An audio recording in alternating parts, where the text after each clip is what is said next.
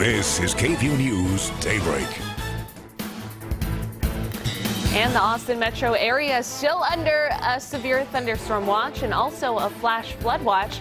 We'll have your latest on what you can expect this morning. 2 Austin area schools investigating threats posted on social media. What officials want parents and students to know about the incidents. Unfriendly skies and a PR disaster. A passenger on board a United flight being forcibly dragged off after refusing to give up his seat. So was this legal? And do you know your rights? Good morning and thank you for watching KVUE News Daybreak at 4:30. I'm Yvonne Nava. Well, let's begin with a look at what we're tracking, what transpired overnight with Storm Team meteorologist Erica Lopez. Hey there, Yvonne. Yeah, a busy evening it's been. A cold front that we've been tracking for the last 24 hours has actually slowed down, kind of stalled out in our viewing area. We've been busy here in the storm center tracking it all night long. So the good news is that the severe thunderstorm warnings that are in place are just to the north and south of us. This is what's just to the south of us in Kendall County. We do have a severe thunderstorm warning that's currently in effect. This cell in particular, again, south of Gillespie County, does have the history of producing some hail. Now, the severe thunderstorm warning that's just to the north of us currently in Bell County. Also heavy rainfall rate associated here. We're talking a little bit of hail, less than 2 inches, which is what is currently being monitored. But notice the Austin metro area, our viewing area, just sandwiched in with the biggest cells that are associated with this cold front that's pushing through us right now. Needless to say, because of the threat that we still could pick up a severe thunderstorm warning or heavy rainfall this morning, we are under a flash flood watch as of now until about 7 a.m. and a severe thunderstorm watch until about 7 a.m. So we still have to hang on tight and stay weather aware, and I'll definitely keep you guys updated if any of these storms do turn severe this morning. Yvonne, back to you. All right, thank you so much. Well, Governor Greg Abbott says state resources are on standby as severe weather continues to break out across Texas. Abbott is encouraging families to heed all warnings from local officials. So here are some safety tips to remember whenever severe weather strikes. Avoid driving in areas with severe flooding. Remember, turn around, don't drown, stay indoors during threatening storms, and don't stand next to high objects that may attract lightning, like tall, isolated trees, telephone poles, or communications antennas, and never take shelter in open areas. You can get all of your severe weather updates right here on KVUE and online at our website, KVUE.com. 4:32 is your time, and a sense of relief for employees at Blanco Independent School District this daybreak. School board officials say they're cutting fewer jobs than expected. On Monday, board members announced they will cut 1 job instead of 17. The cut has to happen because the district is getting less money from the state. Back in 2006, the state legislature cut property taxes but put in place a program to make sure schools wouldn't lose their funding. But then in 2011, lawmakers voted to repeal that program. While a solution has been reached, district officials tell us it was only possible because 12 teachers willingly took retirement packages. That means the district will have 13 fewer teachers this year. Now, they chose not to. They chose to resign.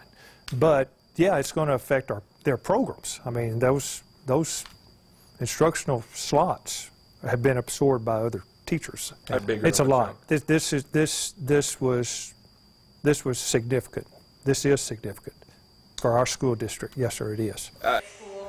Blanco ISD Superintendent Buck Ford also tells KVUE this decision is meant to completely remove the county's reliance on state funding so they won't ever wind up in a position like this again.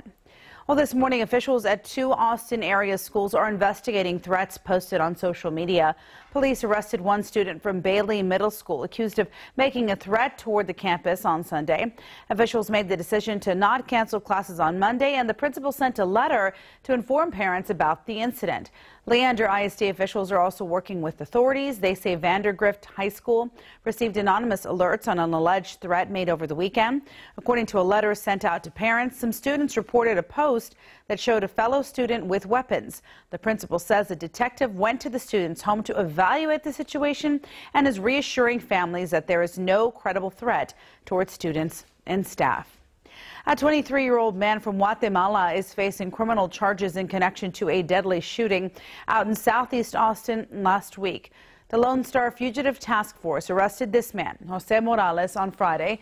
He's accused of firing multiple shots at two men that he got in a fight with over parking spaces at a nightclub back on April 6th. One of the men died from his wounds, the other taken to a hospital for critical injuries. Immigration officials say Morales, quote, has no legal status in the U.S. ICE authorities are now reviewing potential federal charges on his immigration status. Police in Baytown saying the man who shot and killed a deputy constable last week killed himself the very next day. Investigators say this man, William Kinney, ambushed Clint Greenwood outside a county courthouse as he arrived for work. Police say Kinney killed himself with the same gun used to kill Greenwood. Investigators are still working to see why Kinney targeted Greenwood in the first place. The ongoing drama between the United States and Russia continues to escalate this morning, and this comes as Secretary of State Rex Tillerson arrives in Moscow for diplomacy talks with top Russian leaders. As Maggie Rulli reports, some U.S. officials are pointing the finger at Russia for the chemical attack in Syria. Secretary of State Rex Tillerson's trip to Moscow could not come at a more tense time for U.S.-Russia relations. With growing criticism against Russia from world leaders at the G7 summit in Italy and support for the recent U.S.-ordered missile strikes on Russia's ally, the Syrian regime of Bashar al-Assad. I can't imagine a stable and peaceful Syria where Bashar al-Assad is in power. The strike in retaliation for the chemical weapons attack that Assad ordered on his own people, killing more than 80. Now new accusations from Washington that Russia was well aware of the chemical weapons stockpile. I believe that Russia knew about the chemical weapons because they were operating from exactly the same base. Russia is denying all accusations and continues to support the Syrian government. New images appear to show Syria's Russian-made fighter jets are back in business on that very same base the U.S. destroyed. And now Russia, in a remarkable joint statement with Iran and Hezbollah, warning the U.S. of retaliation for any new strikes, saying from now on we will respond to anyone, including America, if it attacks Syria and crosses the red lines. And while the president has not blamed Russia outright, others in the administration have gone that far. Innocent victims were hurt by a terrible regime that was attempted to be covered up by Russia. While we're expecting most of the conversations to have a hard focus on the Syria conflict, there will be talks of working together, as the U.S. will need some level of cooperation from Russia to defeat ISIS in the region. Maggie Rulli, ABC News, Washington. And now to a story taking headlines by storm. United Airlines getting a lot of heat this morning. The criticism comes after controversial videos surfaced showing officers removing a passenger because he refused to give up his seat voluntarily. Oh my God! Look at what you did to him! Oh my God! Yeah, take a look at your screen. The passenger forcibly removed from his seat by police, his head slamming against an armrest. Officials dragging him, as you saw, down the aisle while other passengers watched in terror. The confrontation started because the man didn't want to give up his seat on this Sunday night flight bound for Louisville from Chicago. United Airlines said they needed to get a 4-person crew on that flight and asked for volunteers, offering flight vouchers. When no one accepted, 4 passengers were randomly selected. The man in the video claims he is a doctor and he didn't want to give up his seat because he had to see patients.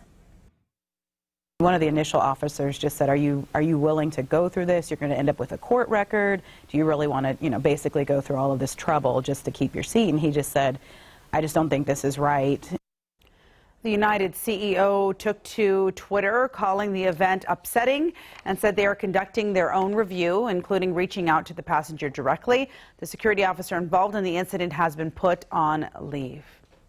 Well, now this all happened because that United flight was overbooked, and in a situation similar to this one, passengers can volunteer to take a flight later and be compensated for it. If there are no volunteers, crew members have the right to choose which passengers stay and which ones go.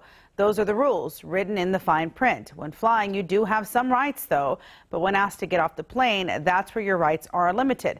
You can deny the voucher and request a check and be paid back for any extra costs.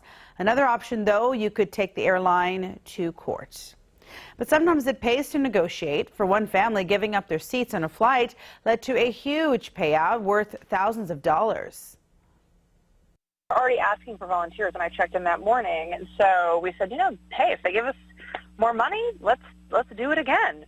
We walked away with $11,000 total. Whoa, she said 11,000, right? Laura Begley Bloom is a travel editor who had been planning on flying with her husband and daughter last Friday for a week-long vacation through Delta Airlines. But storms in the southeast led to hundreds of cancellations, leaving many families stranded at airports across the country. But lucky for these flyers, they got offered big bucks to give up their seats after negotiating with the airlines. Then they did the same thing on Saturday and Sunday. Well, let's get another look at our forecast with Erica Lopez. Hi, Erica. Hey there. Good morning, Yvonne. Busy forecast, at least for this morning. We have a couple of areas that are battling some heavy storms as we speak. Now, the good news is that it's just to the north and south of the Austin metro area, pretty much of our viewing county. It's due to this cold front. It has slowed down in the past 12 hours or so and really just stalled out across our viewing area. But our main concerns, again, are outside of our viewing area. As we speak, we do have 2 severe thunderstorm warnings that are in place. This one in particular, I am keeping a close eye on. It includes Kendall County for now, traveling to the east. So the reason why we're keeping a close eye on it is because it could potentially make its way into southern Hayes County. It already has a history of producing hail, actually rainfall of over 3 inches already accumulated in this region. So just a reminder, we are under a severe thunderstorm watch until 7 a.m. We'll be keeping an eye on these storms, and also flash flood watch until 7 a.m. this morning also. The good news is that I think things are going to quiet down after our morning commute into the later portion of our day. We won't see much sunshine, but I'll get in more detail about the forecast and what we can expect in your full forecast. Yvonne, back to you. All right, thanks so much. An elementary school in California will not open this morning after a deadly shooting. Coming up, the latest we have learned on the man who shot his wife and 2 other children inside a classroom while she was teaching in a room full of children. Horrible story. Plus, a North Texas man getting a lot of attention this morning for his unique invention, how this device is keeping cars safe from hail, and how much it costs.